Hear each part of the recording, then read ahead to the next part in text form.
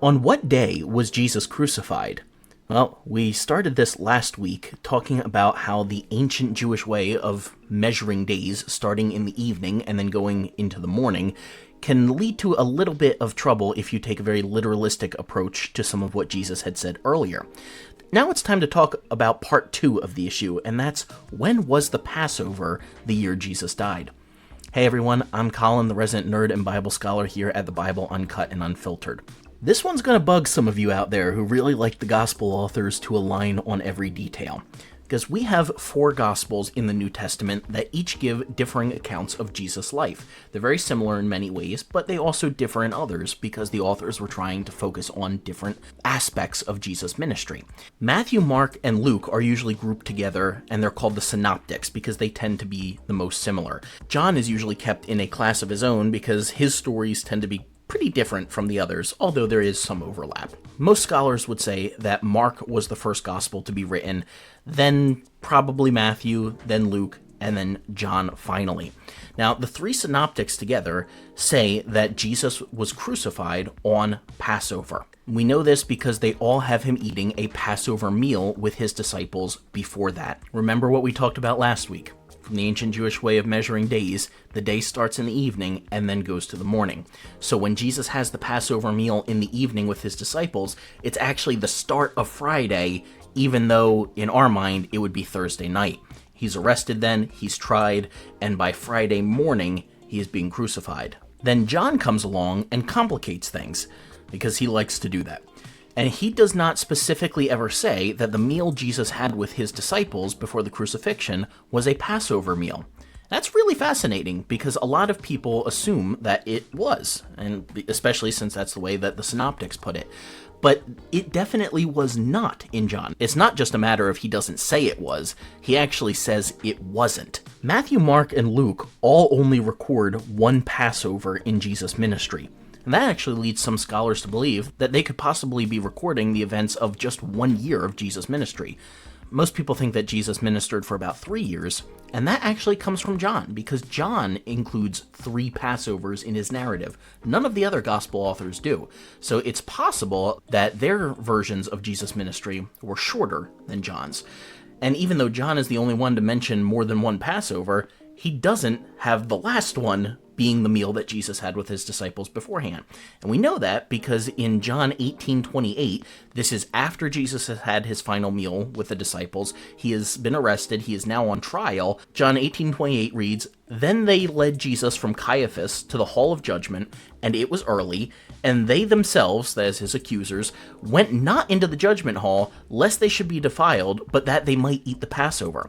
So Jesus has already eaten with his disciples. He is on trial now, and the mob that is accusing him won't go into a place that would make them unclean because they want to eat the Passover. Now, it is already too late into the night for them to be eating the Passover if it was that same day.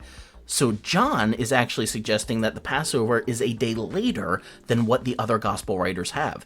So Matthew, Mark, and Luke have Jesus eating the Passover with his disciples on what we would consider to be Thursday evening, but it was the start of the day of preparation for the Sabbath. And then Jesus is crucified on Friday morning, which is the end of the day of preparation for the Sabbath, and then he is in the grave on the Sabbath, rises again on Sunday. In John, however, Jesus eats his meal on Thursday, again, same time. So in John's version, when Jesus has his meal with the disciples on Thursday evening, it's not actually a Passover meal. He is crucified on Friday, and then the Passover happens on that Sabbath. John has moved the Passover to coincide with the Sabbath. And we don't know exactly why he would have done that, but most scholars suggest that it was because of his conception of Jesus as the Lamb of God. That very popular terminology we have, believe it or not, is only in the Gospel of John, at least when we're talking about the Gospels. Matthew, Mark, and Luke do not use the terminology of Lamb of God to refer to Jesus. It is only in John's Gospel that he is called that. So it seems like what John may have been doing by having Jesus crucified before the Passover is to say, as the Lamb of God, this is the final sacrifice needed. There is no need to even mention Passover happening after this point. And if John was truly the latest of the Gospels, that would kind of make sense, because that's probably once Christianity started to become a little more Gentile than Jewish. So as it moved on, it became less Jewish, more Gentile.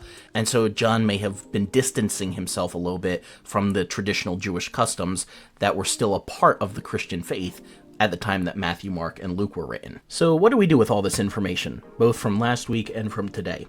Well, I think it's pretty clear, given all of these different passages, that the gospel writers were telling us Jesus was crucified on Friday. Now, whether or not that was the Passover, that's going to depend on which gospel you're reading. And since Matthew, Mark, and Luke were likely closer to the time that all this actually happened than John was, even if it was only by a decade or two, that lends some credibility to the thought that maybe Passover was on that Friday as well. And John is known for being the most symbolic of the Gospels. He uses the most metaphorical language. So with all that hullabaloo, we kind of still end up back at the traditional belief that Jesus was crucified on Friday, and that the counting of days included partial days. So Friday would count as one day, Saturday as one day, and Sunday as the third day. So we don't have to say very literally that it was 3 days and 3 nights. Part of it would count. The only real difficulty is whether or not you want to see that as being on the Passover, but I would lean into saying it probably was initially, and John was retelling it with a little bit of a theological spin. But however you choose to explain it, the message remains the same. Good Friday and Easter tell us how much the Father loves us.